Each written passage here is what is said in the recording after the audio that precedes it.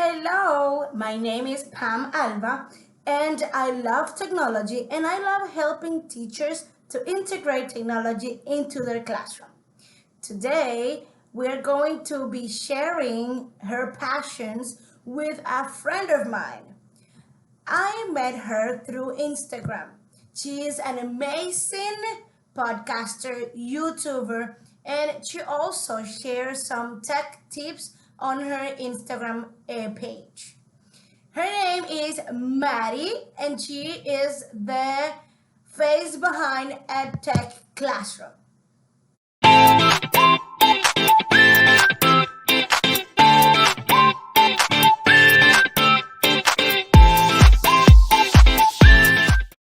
Well, Maddie is an STEAM teacher and EdTech coach. So her main role is to help teachers also to use technology in an easy way.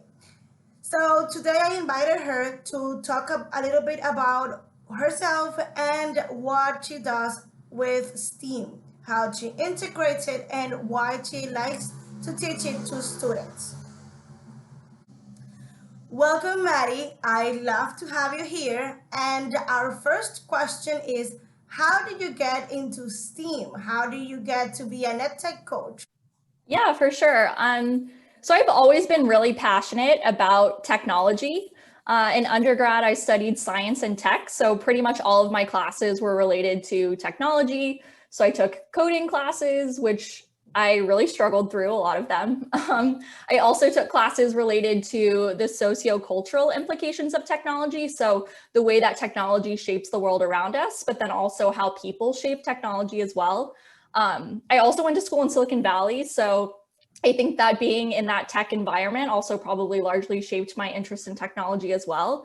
But at the same time, I've always been really passionate about education. I've been interested in education even as a student. So I started off my career in education with the really little ones, teaching at a preschool. Specifically, I really loved teaching preschool math. But a few years ago, I wanted to figure out a way that I could combine my interest in technology with my interest in education.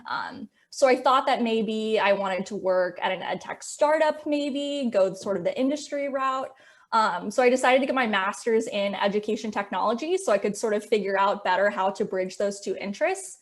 And while I was there getting my master's, I just really knew I wanted to go back into the classroom. I wanted to work directly with kids, directly with students. I realized that you could be a STEM teacher where you could implement education technology in the classroom every day. So I became a STEM teacher. I'm an elementary STEM teacher, and then I also am an ed tech coach. I really love working closely with teachers and of course students as well. So yeah, I absolutely love it. That is so nice. That is amazing that you get to bond and blend those things that you like. And let me tell you, I also still struggling with coding. I like to teach it. I like how students react when they finally get crack the code or they finally get to program what they wanted the robot to do. But it is a hard path for grown up. So that for us, for adults.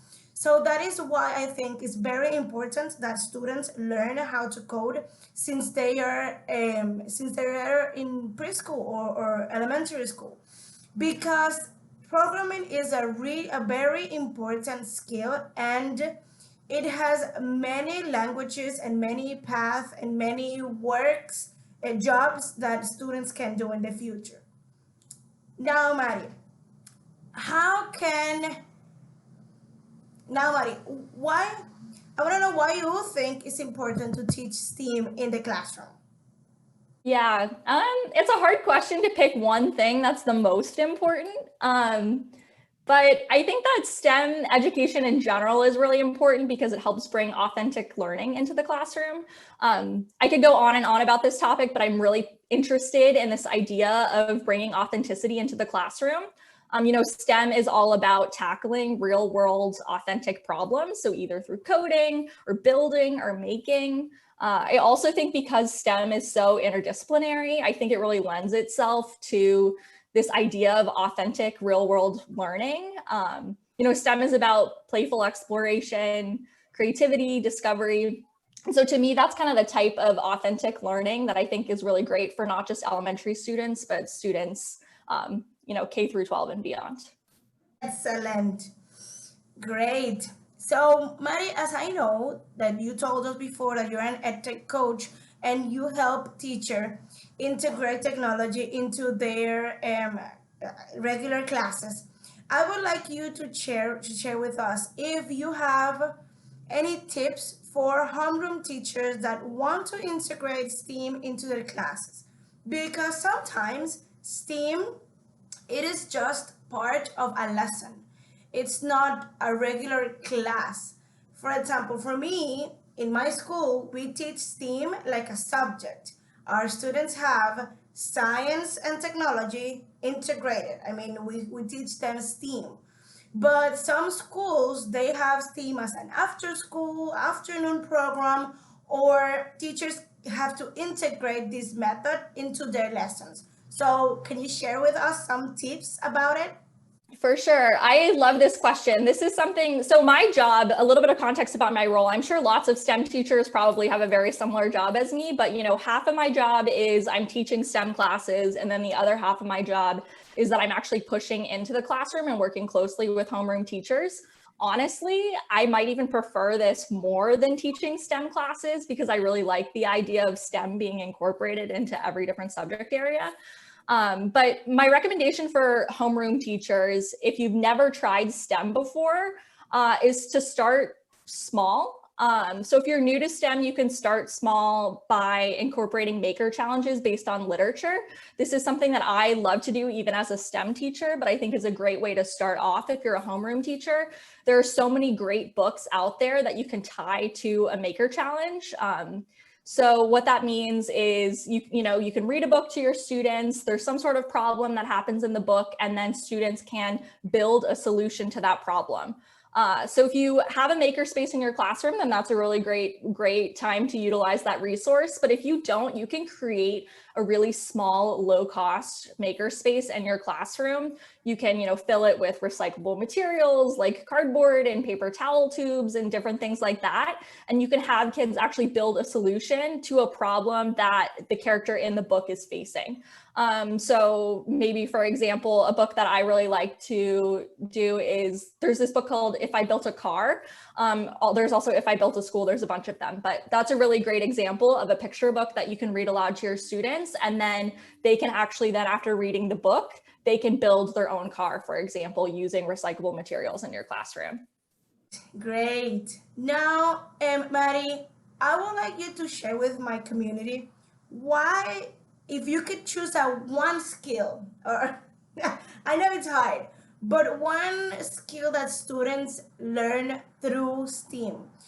For example, if you have taught a kid since first grade and now you see him or her in third grade and you see, look, he's doing teamwork. That's amazing. That's one of the skills that he learned through STEAM. Pam, you keep making me try to choose.